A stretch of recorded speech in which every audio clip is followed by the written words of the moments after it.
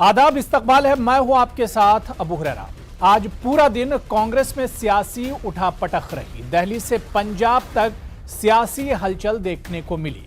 कन्हैया कुमार के कांग्रेस में शामिल होने की खबर पहले से ही थी, लेकिन इस खबर के बीच कांग्रेस के लिए पंजाब से बड़ी खबर आई, जहां हालिया सियासी घमसान जो एक तरह से थमता हुआ नजर आ रहा था, आज उसी सियासी घमसान ने एक तरह से फिर से जोर पकड़ लिया।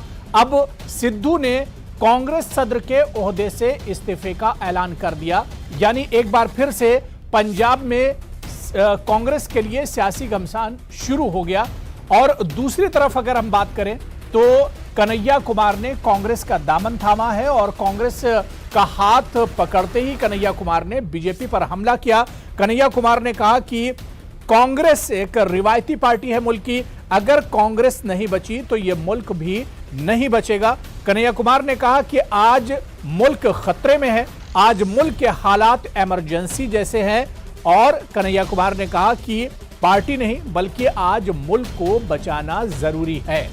यानी एक तरफ जहां कन्हैया कुमार कांग्रेस में शामिल हुए, तो वहीं पंजाब से कांग्रेस के लिए भी बुरी खबर भी आई, जहां सिद्धू ने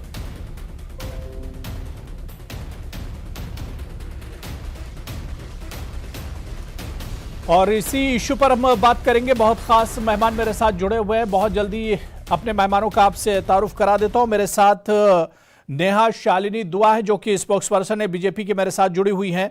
ऋषि मिश्रा जी पॉलिटिकल एनालिस्ट हैं और नील गर्ग स्पोक्स पर्सन है आम आदमी पार्टी के। कुछ देर में कांग्रेस स्पोक्स पर्सन भी हमारे साथ इस डिबेट का हिस्सा होंगे। सभी मेहमानों का बहुत इस्तकबाल है। वेलकम है न्यूज़ 18 उर्दू में। मैं सबसे पहले ऋषि मिश्रा जी, आज की जो पूरी उठापटक अगर हम कांग्रेस की कहें, इसे किस तरह से आप देखते हैं? कन्हैया कुमार, जिग्नेश मेवानी एक तरह से कांग्रेस से जुड़ते हैं, कांग्रेस में शामिल होते हैं, दूसरी तरफ पंजाब से कांग्रेस के लिए बुरी खबर आ जाती है। देखिए, हम लोगों को उम्मीद था कि कुछ दिनों के बाद आपने देखा होगा कि कुछ दिन मतलब कुछ दिनों से कांग्रेस में जिस प्रकार से घमासान मची हुई थी, उसके बाद आज कुछ गुड न्यूज कांग्रेस को मिलने वाला था कि दो डायनेमिक युवा जो हैं आज कांग्रेस को ज्वाइन करेंगे। लेकिन जिस प्रकार से 3 बजे के बाद जो घटनाक्रम डेवलप हुआ, खासकर पंजाब को लेकर, नवजोत सिंह सिद्धू ने 72 दिन पहले नवजोत सिंह सिद्धू को प्रदेश अध्यक्ष बनाया था और 72वां दिन वो प्रदेश अध्यक्ष पद से इस्तीफा देते हैं, तब जब विधानसभा चुनाव निकट है पंजाब में। तो कांग्रेस के लिए एक करारा झटका है। देखिए, एक इनसाइड स्टोरी समझने की जरूरत है। ईगो क्लैश जरूर है। देखिए, जब चन्नी साहब का सिलेक्शन हुआ था अबू भाई, तो कहीं न कहीं नवजोत सिंह सिद्धू ने उस पर हामी भरी थी, क्योंकि रंधावा का नाम चला था, सुनील जाखड़ का नाम चला था। लेकिन जब चन्नी साहब का सिलेक्शन हुआ तो नवजोत सिंह सिद्धू ने उस पर हामी भरी थी। देखिए, प्रॉब्लम कहाँ हुआ है, 2-3 दिनों में कई ऐसे पॉलिटिकल अपॉइंटमेंट हुए हैं और होने वाले हैं जिसको लेकर चन्नी साहब से नवजोत सिंह सिद्धू का रार था। एक तो एक डीजीपी का जो अपॉइंटमेंट था, एक एडवोकेट जनरल का अपॉइंटमेंट था, चीफ सेक्रेटरी का अपॉइंटमेंट था। तीसरा, रांधवा को गृह मंत्री का पोर्टफोलियो नवजोत सिंह सिद्धू नहीं देना चाहते थे। और आपने देखा कि कैबिनेट विस्तार में रांधवा साहब को गृह मंत्रालय का पोर्टफोलियो दिया गया चन्नी साहब द्वारा। तो कैबिनेट विस्तार में भी नवजोत सिंह सिद्धू जिन लोगों को चाह रहे थे कि इंपॉर्टेंट पोर्टफोलियो मिले, वो नहीं मिला। तो एक मैं ओवरऑल यदि कहूं तो ईगो क्लैश है और कांग्रेस हाईकमान को भी मैं कटघरे में खड़ा करता हूं, एक पत्रकार, एक पॉलिटिकल एनालिस्ट होने के नाते, कि आपने उस व्यक्ति पे विश्वास किया जिसका पॉलिटिकली मेंटल स्टेबिलिटी नहीं है। जब तक आप राजनीति में उतार चढ़ाव होता है, ईगो भी क्लैश होते हैं, लेकिन ईगो क्लैश का ये मतलब ये बात तो पंजाब में और सिद्धू की हुई। कन्हैया कुमार जिस तरह से शामिल हुए हैं कांग्रेस में, इसे किस तरह से देखा जाए? देखिए, कन्हैया कुमार नो डाउट एक क्राउड पुलर युवा नेता है। अब बिहार में कितना कांग्रेस को ये मदद कर पाते हैं, क्योंकि जिस जाति से कन्हैया आते हैं, भूमिहार समुदाय से आते हैं। और आपको मालूम होगा कि पिछले लोकसभा चुनाव में उन्होंने बेगूसराय से गिरिराज सिंह जो केंद्रीय मंत्री, उनके विरुद्ध चुनाव लड़ा था। लेकिन यदि जातीय सिनेरियो में देखे तो भूमिहार समाज हमेशा बीजेपी के साथ रही है। जितना भूमिहार समाज को कन्हैया जोड़ पाते हैं, लेकिन एक नेशनल लेवल पे बड़ा चेहरा कन्हैया कुमार के रूप में कांग्रेस को मिला है, जो बीजेपी और खासकर नरेंद्र मोदी पे कटाक्ष करने से पीछे नहीं हटते हैं। चलिए ठीक जहां है, तक जिग्नेश मेवानी की बात है, जी, जी। गुजरात में कांग्रेस को दलित को अट्रैक्ट करने में मददगार आएंगे जिग्नेश मेवानी। और आपको याद होगा 2017 विधानसभा चुनाव से पहले एक बड़ा मूवमेंट जिग्नेश भाई जो है गुजरात में चलाया था, जिसका मदद कहीं न कहीं डायरेक्ट कांग्रेस को 2017 विधानसभा में मिला था। ठीक है, मैं नेहा शालिनी दुआ जी, कन्हैया कुमार का कांग्रेस में शामिल होना, जाहिर सी बात है वो पहले लेफ्ट में थे और अब कांग्रेस में आ गए, और कांग्रेस में आते ही उन्होंने सीधे सेंटर की जो गवर्नमेंट है उस पर हमला बोला है, बीजेपी पर, और बीजेपी के जो लीडर है उन पर एक हमला बोला। और कन्हैया कुमार ने कहा कि मुल्क में आज जिस तरह के हालात हैं ये इमरजेंसी से कम नहीं है, हालात बहुत खराब हैं। बहुत हैरानी होती है कि ये वही कन्हैया कुमार हैं जो कहते हैं भारत तेरे टुकड़े हो और अफजल गुरु हम शर्मिंदा हैं तेरे कातिल जिंदा है। ऐसे देशद्रोही इंसान को लेफ्ट तो को क्या, मुझे लगता है कि कन्हैया कुमार जैसे इंसान को लात मार के देश से बाहर निकाल देना चाहिए या उनके ऊपर मुकदमे चलने चाहिए कि जो भारत तेरे टुकड़े टुकड़े हूँ कहता है, मतलब हिंदुस्तान में जिस मातृभूमि में जिस जमीन पर हम रहते हैं उसके प्रति कृतज्ञता दिखाने की बजाय वो ऐसी बातें करता है कि वो इंडिया के टुकड़े टुकड़े करना चाहता है। तो जो सी भी पार्टी उसके साथ खड़ी होती है, मुझे तो उन्हीं पे शक होता है कि वो 1947 की यही कांग्रेस पार्टी थी जिसने आजादी के टाइम पे इनके यहाँ के बहुत सारे नेताओं ने आजादी की लड़ाई लड़ी, या ये वही कांग्रेस पार्टी है जो आज ऐसे इंसान को, क्योंकि वो सिर्फ युवा है इसलिए युवा तो आतंकवादी भी होते हैं, सारे कश्मीर के आतंकवादियों को देख लीजिए, सारे तालिबान के आतंकवादियों को देख लीजिए, सभी युवा है। तो सभी को क्या कांग्रेस अपनी पार्टी में ले लेगी, या लेफ्टिस्ट जितने भी हैं वो अपनी पार्टियों में ले लेगी? क्यों? क्योंकि मोदी जी से नफरत है। मतलब मोदी जी के खिलाफ होने का मतलब क्या है कि आप देश के भी खिलाफ चले जाएंगे।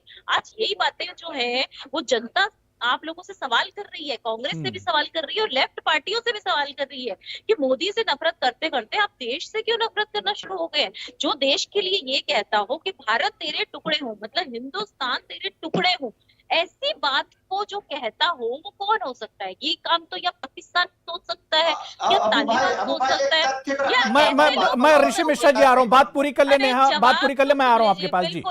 बिल्कुल, मैंने ऋषि जी की बात पे बीच में बोला ही नहीं, मैं आराम से सुन रही थी।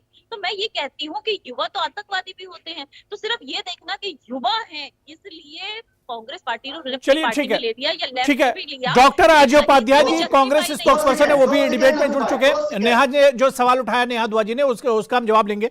डॉक्टर अजय उपाध्याय जी आपका भी बहुत इस्तकबाल है। मैं डॉक्टर अजय उपाध्याय जी आपके पास आऊं उससे पहले ऋषि मिश्रा जी बहुत मुख्तसर में क्या कुछ पूछना चाह रहे हैं आप?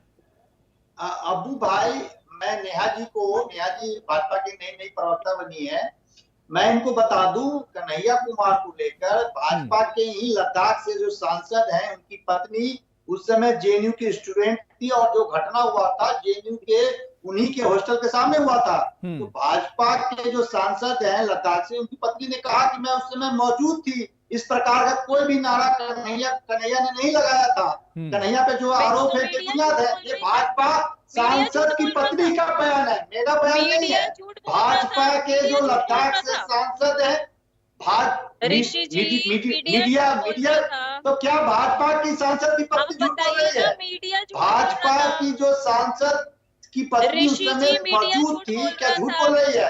और मीडिया के फुटेज से न्यायालय जस्टिस नहीं देता है, मीडिया के फुटेज से न्यायालय जस्टिस नहीं देता। आप परिपक्व प्रवक्ता हैं, आप मैच्योर प्रवक्ता हैं। जिस वीडियो को लेकर, जिस वीडियो को कोर्ट कर कन्हैया कुमार को फ्रेम किया गया था वो डॉक्टरेट वीडियो था, एडिटेड था। ये कोर्ट में साबित हो चुका है। ये साबित नहीं हुआ। बातों पे ध्यान रखा कीजिए आप। नहीं, देखिए ऋषि जी, मैं बिल्कुल इस बात क्या भाजपा मुझे बहुत अच्छी तरह पता है क्या सांसद है उनकी पत्नी झूठ बोल रही है? भाजपा के जो लद्दाख से सांसद है उनकी पत्नी झूठ बोल रही है क्या? झूठ बोल रही है। चलिए ठीक है, मैं सबको डिबेट पे जोड़ लेता हूँ। ठीक है नील ठीक है, नील गर्ग जी भी मेरे साथ जुड़े हुए हैं, डॉक्टर अजय उपाध्याय भी जुड़े हुए हैं। मैं नील गर्ग जी आपके पास आऊंगा, लेकिन उससे पहले मैं अजय उपाध्याय जी, जिस तरह से बीजेपी कह रही कि क्या कांग्रेस अब टुकड़े टुकड़े जो गैंग है उसके सहारे अपनी सियासत चलाएगी? बड़ा आश्चर्य लगता है। पीडीपी जो टुकड़े टुकड़े गैंग का मास्टरी करती थी और पत्थरबाजी कराती थी उसके साथ इन्होंने सत्ता चलाई। अभी मैंने सुना बहन नेहा जी अच्छी प्रवक्ता है, लेकिन दुख के साथ मैं व्यक्त करना चाहूंगा कि जिस शब्दों का प्रयोग कर रही हैं, लात मार करके और एक करके भगाना, मुझे लगता है कि बड़ा दुखद है। कम से कम राष्ट्रीय चैनल पर इन शब्दों का उपयोग नहीं होना चाहिए। आपके हो सकते हैं वैचारिक मतभेद उस किसी व्यक्ति से हों, हमारे भी वैचारिक मतभेद कई लोगों से है। भाजपा के कई नेता मुझे अच्छे नहीं लगते हैं, तो मैं लात मारने की बात नहीं करता हूं। शब्दों की भाषा का मर्यादा हम सबको ख्याल रखना है। जहां तक बात कन्हैया कुमार की है, कोर्ट में सारे फैसले, सारी चीजें सबके पब्लिक डोमेन में है। किस तरह से क्या क्या काम हुए, कैसे कहानियां बनी, कैसे जेएनयू को बदनाम करने के लिए एक बड़े लेवल की साजिश सरकार के द्वारा की गई और अंततः उसका पर्दाफाश हो गया जब वो डॉक्टरेट सीडी जी किसी, अब चैनल का नाम भी लेना ठीक नहीं है मेरा, लेकिन एक पर्टिकुलर चैनल ने ये सारे जो है कहीं ना कहीं एक साजिश रची थी और उसका सरेआम खुलासा हुआ है। सरकारों ने उसको जो उसकी कमिटी ने जो पास किया है, सब चीजें क्लियर है। फिर भी मैं मानता हूं कि सरकार को और मोदी जी को किसी व्यक्ति से ज्यादा डर लगता है, उसके पीछे वो पड़ते हैं। आज भाजपा के प्रवक्ता और भाजपा के साथियों को भी घबराहट का कारण मैं समझ सकता हूं। जिग्नेश मेवानी जैसे लोग जो दलित आंदोलन के एक पुरोधा है और दलित अधिकारों की लड़ाई लड़ते हैं, उनसे भी इनको चिंता होना इनका वाजिब है, क्योंकि दलितों के साथ भी इनका वही रवैया रहा है। कन्हैया कुमार जैसे लोग जो नागरिक अधिकारों के प्रणेता हैं, जो लड़ते हैं नागरिक अधिकारों के लिए, उन पर फर्जी मुकदमे करके और कहीं ना कहीं लेकिन अजय उपाध्याय जी, कांग्रेस एक तरफ जोड़ रही है तो दूसरी तरफ कांग्रेस टूट भी रही है। आज जो कुछ पंजाब में हुआ, जिस तरह से सिद्धू जी ने इस्तीफा दिया, तो कांग्रेस एक तरफ जोड़ भी रही है, दूसरी तरफ टूट भी रही है। देखिए, ये बात सच्चाई है कि पंजाब में जो हो रहा है, मैं उसको डिफेंड नहीं करूंगा, लेकिन हमारी पार्टी ने स्पष्ट अपना जो वक्तव्य है वो दिया है। हमारे यहाँ एक कहीं ना कहीं बात रखने की आजादी तो है, कम से कम हंटर और डंटा से और हिटलरशाही से हम नहीं चलाते। लेकिन जो भी मतभेद है, हाईकमान उसको सबको संज्ञान में ली है। शीघ्र ही उसका भी आपको दिखेगा मतभेद है, इसका मतलब हम जबरदस्ती नहीं, ना इत्तेफाकी यानी है ना इत्तेफाकी, और उसी वजह से इस तरह का नतीजा सामने आया। मैं नील गर्ग जी आपके पास आऊंगा, बहुत देर से सर आप वेट कर रहे हैं। नील गर्ग साहब, पूरे दिन भर हमने देखा जो सियासी उठापटक कांग्रेस में चली और खासतौर से आम आदमी पार्टी की नजरें पंजाब पर टिकी हुई थी। जिस तरह से सिद्धू ने वहां पर इस्तीफा दिया है और वहां का जो अब पॉलिटिकल सिनेरियो है, उसे आम आदमी पार्टी किस तरह से देख रही है? अबू हरेरा भाई, देखिए, जहां तक पंजाब का संबंध है, पंजाब में आम आदमी पार्टी को लोग पसंद करते हैं, प्यार करते हैं, केजरीवाल की सोच को प्यार करते हैं, क्योंकि हम लगातार लोगों के जो मुद्दे हैं, जो शिक्षा का मुद्दा हो, हेल्थ का मुद्दा हो, बिजली का मुद्दा हो, पानी का मुद्दा हो, करप्शन फ्री सिस्टम का मुद्दा हो, वो लगातार उठाते रहे। और पंजाब में आपने सर्वे में भी देखा, बहुत से सर्वे ऐसे आए थे जिन्होंने आते हुए 2022 में पंजाब में आम आदमी पार्टी की सरकार बनती नजर आ रही है। जहां तक ये कांग्रेस का संबंध है, ये वो कहावत है ना, कहीं पे निगाहें कहीं पे निशाना, ये दोगली पार्टी है, इसके नेतागणों की दोगली नीति है। ये बातें तो करते हैं पंजाब की, लेकिन इनकी लड़ाई है कुर्सी की।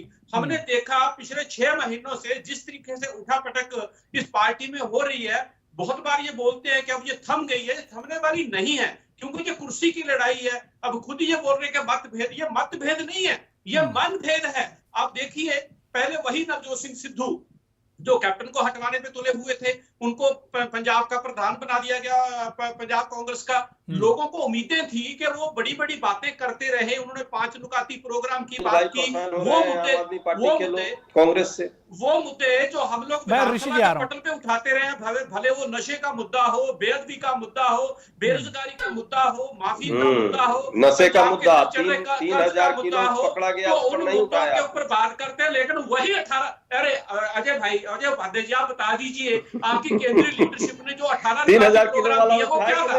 जो 5 प्रोग्राम था वो क्या था? तो आपने माना ना कि कैप्टन अमरिंदर सिंह 3000 किलो पकड़ा गया, सरकार चला रहे थे, आपने खुद माना है, हमने तो नहीं बोला आपको।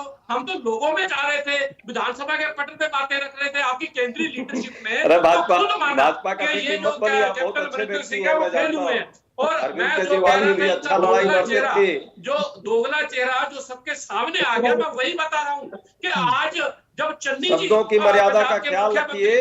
आपके नेता से ज्यादा दोगला कोई नहीं है, सब जानते हैं। नहीं, चलिए ठीक है, देखिए भाई आपके बीच में मैं देखिए जबान नहीं नहीं ठीक है देखिए अल्फाज का इस्तेमाल थोड़ा संभल कर कीजिए, ठीक है ठीक है नहीं ठीक है, बात हो गई मैं ऋषि मिश्रा जी आपके पास आ रहा हूँ, ऋषि मिश्रा जी ठीक है बात हो गई, मैं एक एक करके सबके पास आ रहा हूँ। ऋषि मिश्रा जी, मैं एक चीज समझना चाह रहा हूं कि जिस तरह से कन्हैया कुमार लेफ्ट को छोड़कर कांग्रेस में पहुंच गए और इस तरह से इससे पहले भी होता रहा है, मैं ये समझना चाह रहा हूं कि क्या जो आइडियोलॉजी है, जो विचारधारा, वो कोई माने नहीं रखती सियासत में?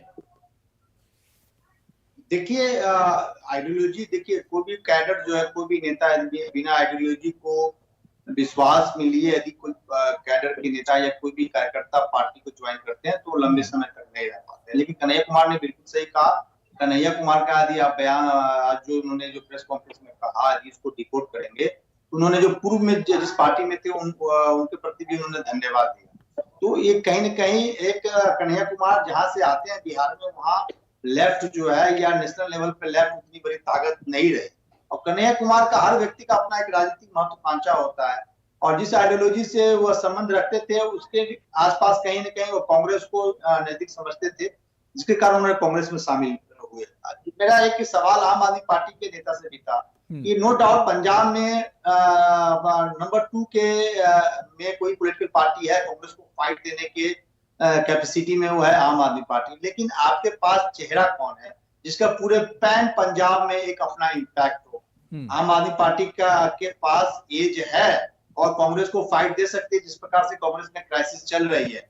लेकिन आम आदमी पार्टी के प्रवक्ता जिस प्रकार से एग्रेसिव है डिबेट में, हमें बताएं आपका ऐसा कौन सा नेता है जिसका मालवा में भी पकड़ हो, मालवा में भी नील गर्ग जी जवाब दे रहे हैं, दहुआ में भी इम्पैक्ट हो, तीसरे रीजन है ऋषि जी जवाब दे रहे हैं, ऋषि जी नील गर्ग जी जवाब दे रहे हैं, सुन लीजिए अब सुन लीजिए जी। ऋषि जी, सबसे पहले तो आपका धन्यवाद, आपने ये माना कि कम से कम आम आदमी पार्टी पंजाब में उस कैपेसिटी में है कि वो फाइट देगी और सर्वे भी यही बता रहे हैं कि पंजाब में 2022 में आम आदमी पार्टी की सरकार बनेगी। जहां तक चेहरे का संबंध है, हमारे नेता अरविंद केजरीवाल जी ने आज से 2 महीने पहले पंजाब में प्रेस कॉन्फ्रेंस में बड़ा क्लियर बोला था और बताया था कि हमारा जो नेता है, जो हमारा चेहरा है, वो पंजाब से होगा, पंजाबी होगा, सिख होगा, मैं नेहा जी आ रहा हूं, ऐसा होगा नेहा दुआ जी मैं आ रहा हूं, करेंगे जिसको लोग पसंद करेंगे। और रही बात उसका चेहरा ऐलान करने का, वो वक्त आने पे हम उसको ऐलान कर देंगे और ये छोटी दे सकते हैं, दूसरी पार्टियों से पहले चेहरा हम ऐलान करेंगे। मैं आप मेरी बात उपाध्याय भाई ने मेरी काट दी थी क्योंकि कई बार जो सुनना वो कड़वा लगता है। यदि नवजोत सिंह सिद्धू आपके पार्टी में शामिल होते हैं तो क्या बदल जाएगा? क्या बोल रहे हैं? नवजोत सिंह सिद्धू आपके पार्टी में शामिल होते हैं तो क्या बदल जाएगा? अच्छा चलो, मैं ये इसका भी आपको जवाब दे देता हूं। देखिए, नवजोत सिंह सिद्धू एक नहीं बिल्कुल खबरें ऐसी भी हैं कि सिद्धू आम आदमी पार्टी में भी जा सकते हैं। आज की डेट में उनके साथ कोई बातचीत नहीं चल रही है, किसी भी लेवल के ऊपर कोई बातचीत नहीं चल रही है और ये वही नवजोत सिंह सिद्धू है, सिर्फ बातें करते हैं, ट्वीट करते हैं, करना धरना कुछ नहीं है। अभी चलिए ठीक है, नेहा जी आप कुछ कहना चाह रही हैं? ठीक है, गर्ग जी बात हो गई, नेहा जी जी। मैं कांग्रेस से सिर्फ इतना पूछना चाहूंगी, कैप्टन साहब जो आर्मी से रिटायर्ड है, उनको कांग्रेस पार्टी बेइज्जत करके निकालती है। वो अपने ट्वीट कर करके ये अपना जो दुख है, जो दर्द है, अरे भाई साहब प्लीज सुन लीजिए, मैं आप बोलेंगे मैं सुनूंगी और मैंने आराम से सुना भी है। मैं ये कहना चाहती हूँ कि कांग्रेस पार्टी में कैप्टन साहब की ये इज्जत उन्होंने करी कि इतनी बुरी तरह से बेइज्जत करके उन्हें निकाला कि उनका जो दुख है वो उन्होंने प्रेस कॉन्फ्रेंस करके भी जताया कैप्टन साहब ने। ये एक तरह से उन्होंने आर्मी के लोगों की बेइज्जती की है और सिद्धू जैसे लोगों के लिए जो बाहर जाके कहते जीवे जीवे पाकिस्तान, और उनके दोस्त इमरान खान है, उनसे गले जाके नेहा जी अब खबर यह है कि कैप्टन जी अब दिल्ली में है और शायद अमित शाह या नड्डा जी से मुलाकात भी कर सकते हैं वो। देखिए, हम तो ये मानते हैं कि कैप्टन साहब जो हैं, चाहे वो कांग्रेस पार्टी के ही थे, लेकिन क्योंकि वो जिस ओहदे से निकले हैं उसकी हम बहुत इज्जत करते हैं। हम आर्मी वालों के, चाहे वो रिटायर हो चुके हो, चाहे वो प्रेजेंट में आर्मी या एयरफोर्स या किसी भी पद पे हो, हम उन सबकी इज्जत करते हैं। मैं ऋषि जा रहा हूँ, एक एक करके सबके पास आ रहा हूँ जी। तो कांग्रेस जो है, अगर आज उनको कन्हैया कुमार जैसे लोगों को रखना है या सिद्धू जैसे लोगों को रखना है और कैप्टन जैसे लोगों को की कुर्बानी देनी है, तो मुझे लगता है कांग्रेस को मंथन करना पड़ेगा, सोचना पड़ेगा कि वो किस दिशा की तरफ जा। ठीक है, अजोपाध्याय जी, अजोपाध्याय जी। नेहा बहन का मैं बहुत शुक्रगुजार हूं, कम से कम कैप्टन साहब की याद तो इनको आ रही है। शायद इनको उठा के देखना चाहिए था अपने अरुण जेटली जी का स्टेटमेंट और अभी के बहुत सारे नेताओं का स्टेटमेंट। जब वो सरकार में होते थे तब व्यक्तिगत तौर पे उनपे किस तरह के आक्षेप लगाए, उस समय कैप्टन भूल गए, लेकिन कोई बात नहीं, अच्छी बात है। कैप्टन साहब हमारे नेता हैं, सीनियर हैं, उम्रदराज हैं। हम कम से कम आडवाणी जी की तरह उनका सम्मान तो कम से कम हम कर ही रहे हैं। वैसा नहीं करते हैं जिस तरह लोग आडवाणी जी का किया, जिस तरह से सुषमा स्वराज जी का लास्ट में किया टिकट काट के। सुन लीजिए, मैं तो आपके बीच नहीं बोल रहा था, मैं आपके बीच नहीं बोल रहा था, मैं भी नहीं बोलता बीच बीच में। तो दूसरी बात उमा भारती जी का किया, तो सबको पता है कि कौन किसका कितना सम्मान करता है। और वो कैप्टन साहब को यदि इतने वर्षों तक मुख्यमंत्री रहे हैं तो कांग्रेस नहीं बनाया था, भाजपा ने नहीं बनाया था, इसलिए उस पर वो हमारे नीतिगत फैसले हैं। और उस पर मुझे लगता है त्रिवेंद्रम रावत पर और धामी पर तो हमने नहीं कभी कहा, या एक वो नौसिखिए को बना दिया अपने भूपेंद्र पटेल साहब को, तो उनके लिए हमने कोई आप पर प्रश्न नहीं लगाया। तो मुझे लगता है वहां आपका आंतरिक मामला होता है। ठीक है ऋषि मिश्रा जी, यहाँ कोई बात होती है ऋषि जी जल्दी से बात पूरी कर लीजिए जी। पहली बात ऋषि जी, देखिए पंजाब में एक इक्वेशन बन सकता है, पंजाब में एक इक्वेशन बन सकता है जिस प्रकार से स्पेकुलेशन लुटियंस मीडिया में है कि जेपी नड्डा अमित शाह से मुलाकात हो सकती है। इसके लिए किसान आंदोलन को डायल्यूट करना होगा। किसानों का जो मांग है उसको सरकार को माननी पड़ेगी, और उसमें कैप्टन साहब यदि हस्तक्षेप करते हैं तब जाके कैप्टन को बीजेपी में शामिल कराया जाता है और मुख्यमंत्री चेहरा घोषित करती है बीजेपी, तब जाके एक मास्टर स्ट्रोक बीजेपी की तरफ से लगता है। अभी वर्तमान में बीजेपी के लिए कुछ लेना देना नहीं है, 3 सीटें हैं। यदि कैप्टन साहब शामिल होते हैं और किसान आंदोलन को खत्म किया जाता है कैप्टन साहब के माध्यम से, यानी पंजाब का एक इक्वेशन बनता दिख रहा है। गर्ग जी जी अबू हुरैरा जी, देखिए बीजेपी का जो मोहब्बत है कैप्टन साहब के प्रति वो सबको नजर आ रहा है, क्योंकि हम लोग तो काफी टाइम से ये बोल रहे हैं कि जो कैप्टन अमरिंदर सिंह थे वो पंजाब में मोदी जी का एजेंडा वो इंप्लीमेंट कर रहे थे। हमने किसान आंदोलन में जो कृषि कानून पंजाब में हिंदुस्तान में इन्होंने लागू किए उसके खिलाफ जो जन आक्रोश था, उसमें जिस ढंग से वो रोल प्ले कर रहे थे वो सभी को नजर आता है। और रही बात उनको इंसल्ट करने की, तो बेसिकली उनके कैप्टन अमरिंदर सिंह ने पंजाब के लोगों को इंसल्ट किया है। कैसे उसने 2017 में झूठी कसम खाई थी श्री गुरु ग्रंथ साहब की, जो बानी को मानता है उसको पता है कैसे उन्होंने झूठी कसम खा के ना नशे खत्म किए, ना माफिया नेहा दुआ जी, जो बात यहाँ पर गर्ग जी या ऋषि मिश्रा जी कर रहे हैं कि एक इक्वेशन पंजाब में इस तरह का बन रहा है कि कैप्टन अमरिंदर सिंह बीजेपी भी ज्वाइन कर सकते हैं, लेकिन उसके लिए फिर ये पूरा मामला किसान आंदोलन जो चल रहा है इस पर भी फोकस करना होगा सरकार को। मैं ये कहना चाहूंगी, जलियांवाला बाग के इंसानों को जो शहीद हुए उनको अगर उनका वहां स्मारक बनाया जाता है मोदी जी द्वारा उनको सम्मानित करने के लिए, और उसमें कैप्टन अमरिंदर सिंह इसकी तारीफ करते हैं, तो क्या गलत किया? क्या पंजाब के लोगों को ये सम्मान नहीं मिलना चाहिए? क्या जलियांवाला बाग में जो लोग शहीद हुए अगर उनका स्मारक बनाया जा रहा है प्रधानमंत्री मोदी जी द्वारा, आज तक किसी सरकार ने, कांग्रेस रही है ना वहां इतने टाइम, क्यों नहीं जलियांवाला बाग को उन्होंने स्मारक वहां शहीदी स्मारक बनाया?